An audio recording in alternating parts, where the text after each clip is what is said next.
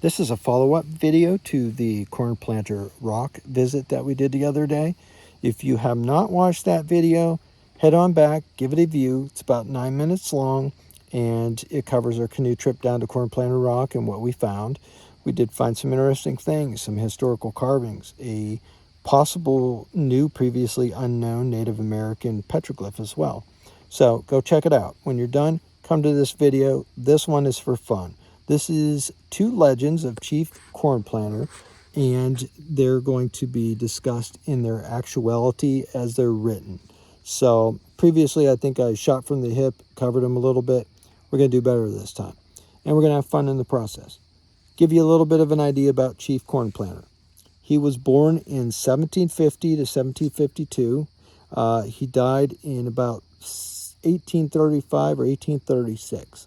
So he lived a relatively long life for that time period. He also accomplished a great deal within that life. He was in the Revolutionary War. He was fought on the side of the British. When the war was over, he stayed in the state. He negotiated with the government, and he was involved in several treaties. One was the Treaty of Stanwix, and the other was the Treaty of Canandaigua. And I believe that's the correct pronunciation. Apologize if it isn't. But he was involved in both of those negotiations, and those were both to help the Seneca Indians maintain neutrality in the conflicts that were going on at that time. So he worked very hard for the indigenous Americans, and he also obtained 1,500 acres of Cornplanter tract, and that tract was set aside for his people and all of his heirs. So it was supposed to be land forever. Didn't work out that way. Additional interesting note, Cornplanter's birth name was John Abiel III. He is of Dutch and Seneca ancestry. I also want to encourage people to look up the book by William Canfield, and it's called Legends of the Iroquois as Told by Cornplanter. And it's very interesting. You can find it online, and it has additional legends. It is very interesting to read, though.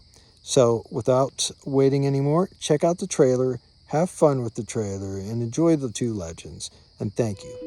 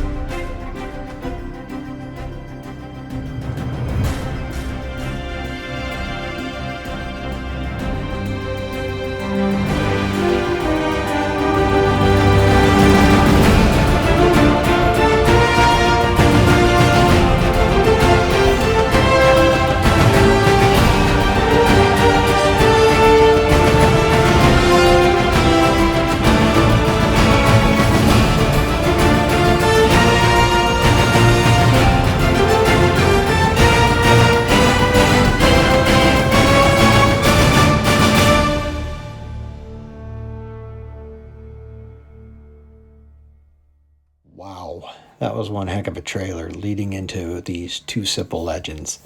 So let us jumpstart this and say that these legends come from Brady's Bend Historical Society, a book by Robert H. Peters.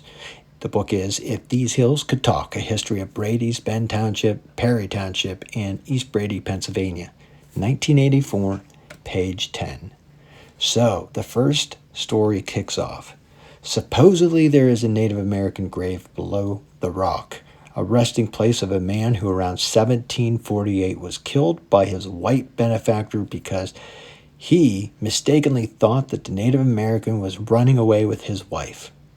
Cornplanter, having heard the story, was in the vicinity with a surveying party 10 years later. He found the man's bones, gave them a decent burial in a cave under the rock, and he set up a brown stone marker. So let's do something real quick here. That's the end of the tell, but Cornplanter was born in 1750 or 1752, and that guy was killed in 1748. So this man was amazing. So at 8 to 10 years old, 8 to 10 to 12 years old, this man was actually with the surveying team. And, I mean, obviously, he's amazing already. Just kind of gives you an idea of how the lores work and how accurate they can be. Legend number 2 takes place also at Cornplanter's Rock, which is in the Allegheny River near Brady's Bend. So, the story is told about how a huge bull elk confronted a dozen wolves which had cornered Cornplanter on the rock.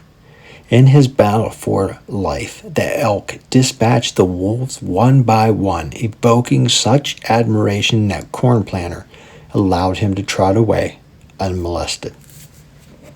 What have we learned today? Well, we learned 2 tremendous legends of Seneca Chief Cornplanter. And we also learned that Seneca Chief Cornplanter had gotten 1,500 acres of cornplanter tract for his people. So he did quite a bit of good for the indigenous Americans as well. And it sounds like he was a good chief. Thank you for listening. I hope that you can give us a like, subscribe, and comment. And thank you once again for your support.